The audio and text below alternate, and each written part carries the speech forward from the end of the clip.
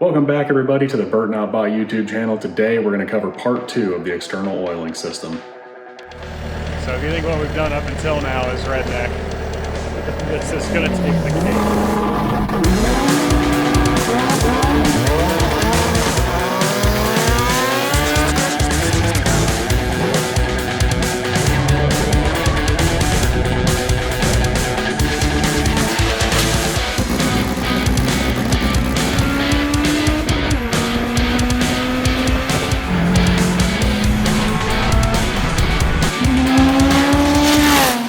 Sick.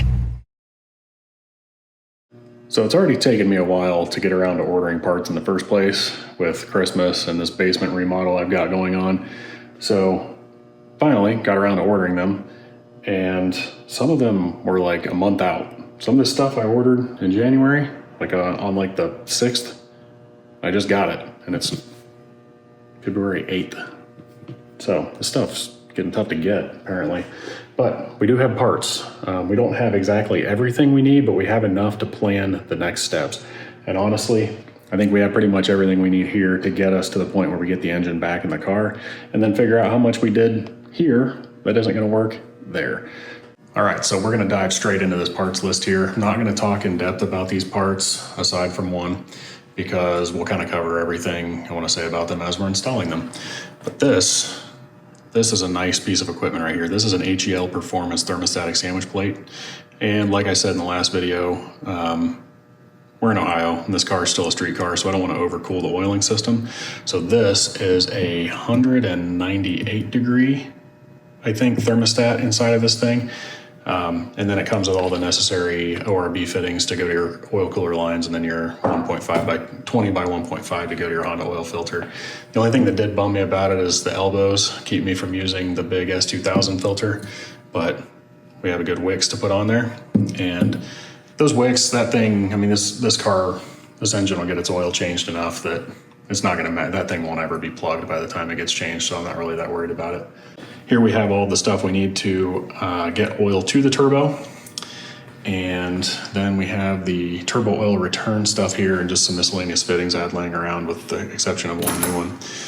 And then this will also be the oil cooler line from the thermostatic oil sandwich plate that will go underneath the oil pan right there, but we won't be able to quite finish that today because we need to have it in the car for that. So, and then you probably notice there's a drive shaft sitting here. That's just to kind of help with the layout in this area here with this sandwich plate. So I have a couple of different ideas of how I'm gonna run it. And if I can do it one specific way, we're gonna defile it by drilling a hole in it.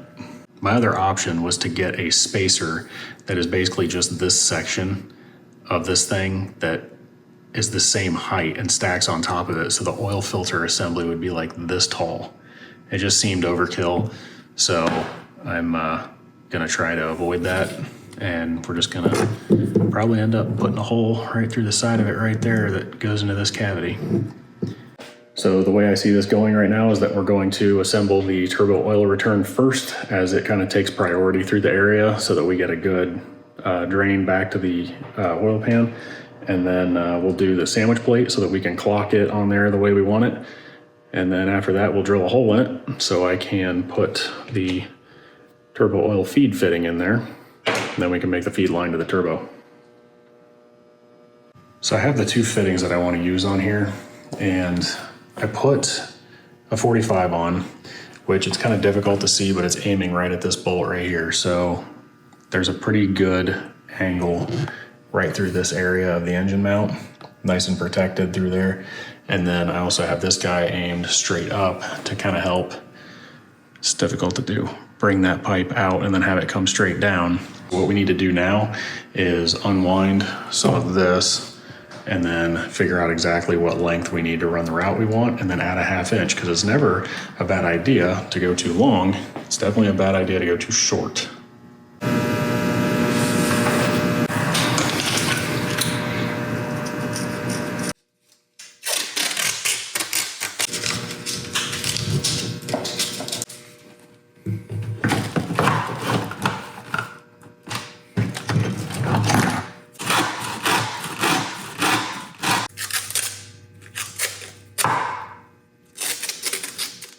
These fittings are gonna get chewed up over time. This isn't a show car. We're gonna put these directly in the vise so I can get a good grip on them. Is what it is, man.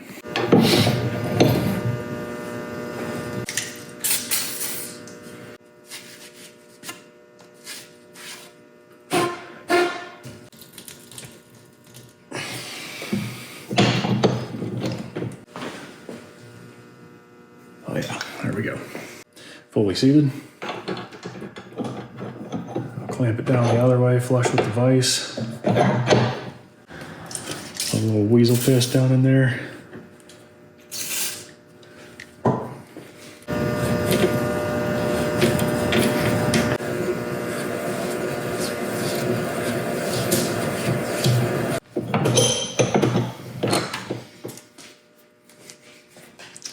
There you have it, 45 degree on a 10AN line. Now that I've shown you how to do it, you can get the proper tools, but basically the method is the same. We need to get that 60 degree off the engine and put it on there.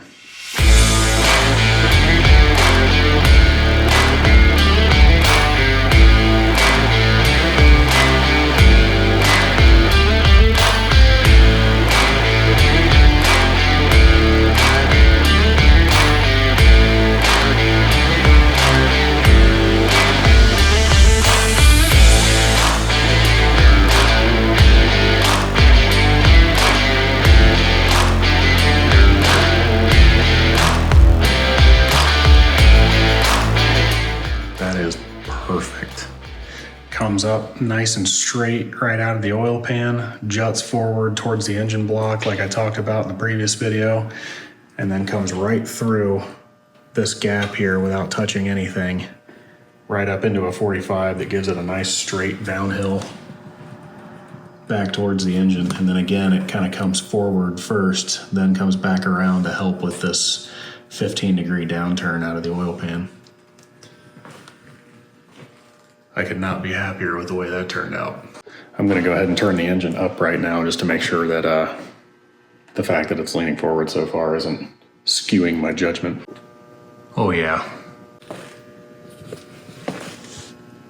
Yep. It's tight to the axle, but not too tight. I hope that clears the subframe. Man, that's really what I'm worried about is the subframe in the car, but I think there's enough space there. But yeah, that's a nice fun little water slide the oil will get to take back into the darkness. Anyway, so now the next step is going to be to put some of this stuff on here. Now, I've never had AN lines this close to a heat source I've been worried about before. So I'm not exactly sure if we have to take the fitting back off or if that stuff can stretch over the fitting, which would be nice because we're gonna cover that whole thing. So the nice thing about this stuff is the silicone stuff is it is stretchy, but it's also, aside from heat, it is an abrasive resistance. So it'll help shield this thing from any of the areas where it's really close. Like maybe if I'm hitting bumps or, you know, running over the curves on the track or whatever, this might shake hard enough where it starts to like touch here. This stuff being black on the outside, if it starts to wear through, will turn white. So there'll be a pretty clear indication that areas like this are touching.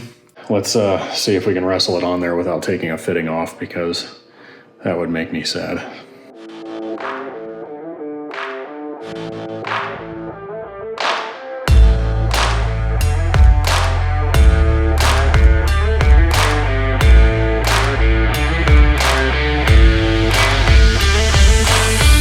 All right, so I found when you're doing this, take the actual fitting out. That makes it a lot easier. You can slide it over top of the nut and then get your fitting back in and you can put it where you need it from there.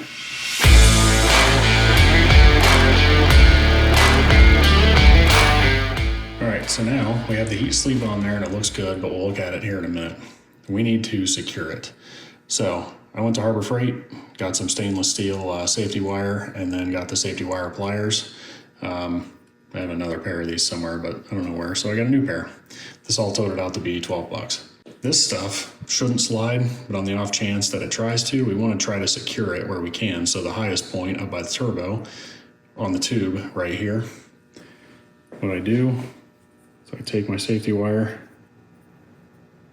and fold it in half, make a little loop at the end, fold it around and bring the ends through the loop Try and keep it uniform.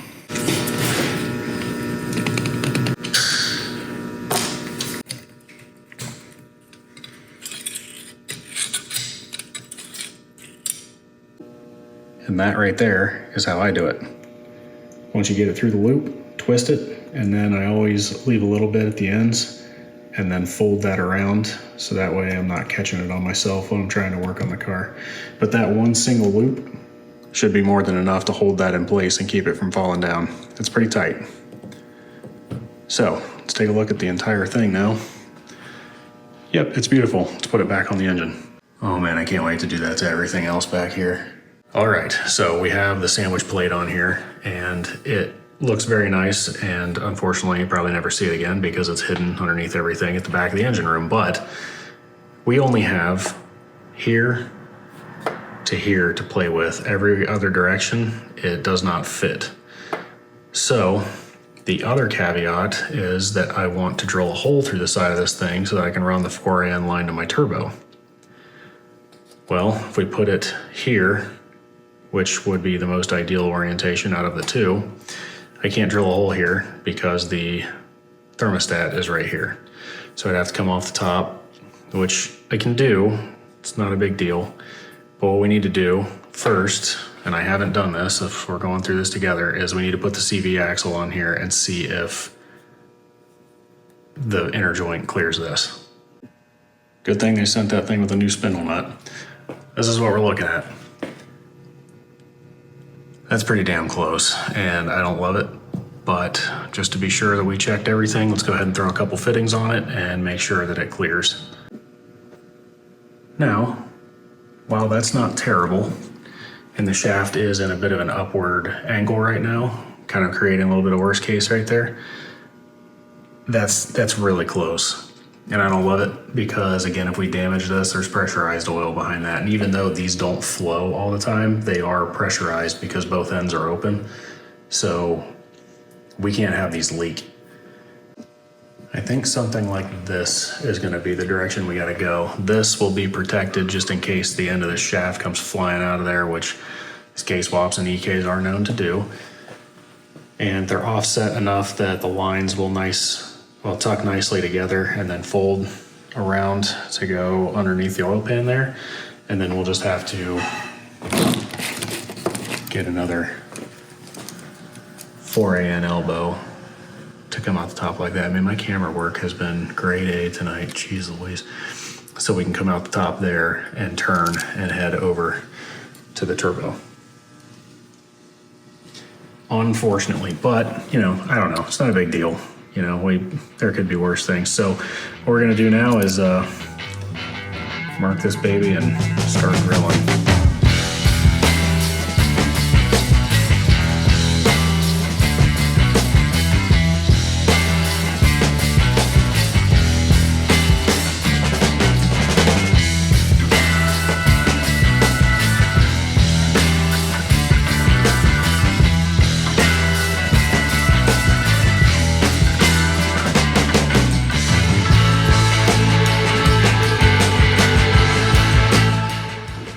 It's a mess right now, but that is money. It's snug, finger snug in there right now with just a couple threads poking out at the top. The only unfortunate thing about that is, though, I now need another elbow, so I can't finish the line completely, but we can get pretty close.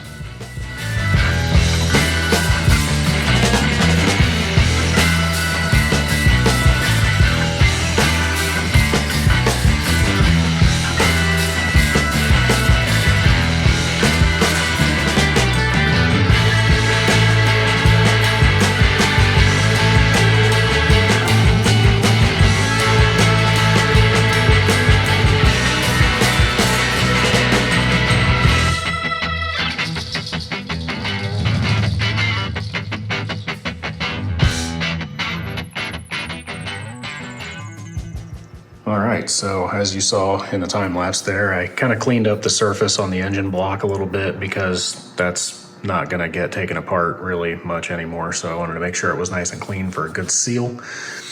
Got the sandwich plate put on here and put on the center nut there. I torqued it down to 40 foot-pounds. So everybody online was calling for 35 to 50. So I figured 40 is probably fine. Keep an eye on that. Kind of annoyingly, the jegs fitting is not 90 degrees exactly, so I had to clock this a little bit to make sure that comes straight off of there. So that satisfies my OCD mostly. And then over here for the oil cooler fitting, I just put this one on to make sure it was clearing this all right. I think the best would be to get a 60 degree for these. The 45, it's kind of tough to get a good angle, but the 45 kind of forces the line to come out a little bit further. It'd be nice to have it coming down a little bit more, and the 90 is too tight. So kind of gotta pick and choose your battles there, but that does look really nice. Pretty happy with that. This is all turning out to look pretty good back here. But what we're gonna do now is put together most of this line. Again, unfortunately, I don't have another 90 degree forehand fitting, so I'll have to order that, but I do have the straight fitting that we were going to use out of here, and I can use the nut off of that, at least for now, to get the line as close to finished as possible. So I think that's what we're gonna do now. Well, first things first, I'm gonna clean this up. This got way out of hand, way too fast. I'm gonna do that. And then I'm just gonna time lapse the forehand fitting. Essentially, it's gonna be the exact same process that you saw me do on the turbo drain line there. So nothing groundbreaking there. Just gonna rip out a time lapse and get that done. This place is trashed.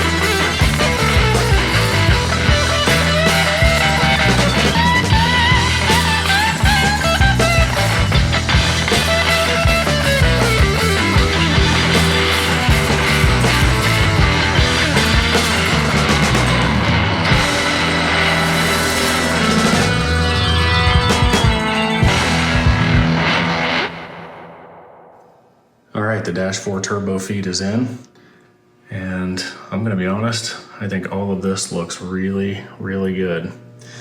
Got everything kind of joined nice and tight here. Everything follows its own path. It's not touching anything. We have a little bit of a strain relief loop in this here, so if things are shaking, it's not pulling directly on that fitting. The only thing, unfortunately, I don't have the other 90 degree fitting I need here because I had intended to use the straight one over there before we drilled the hole. Then also, I thought about bringing the line up along the oil return to the back, but the firewall in the car is really close right here. So I cut it for that, but it's too long, so I will have to trim this down a little bit, but just an inch or two should do it. Gosh, I think that looks really good. Now at this point in time, I pretty much exhausted all the parts I have on hand. Obviously we figured some things out today, like the 90 that I put on the sandwich plate instead of having the straight come out. So now I need another 90 for the turbo feed. And then the two 45s on the sandwich plate, you can see there, those need to be 60s to kind of hug the CV extension joint a little bit tighter.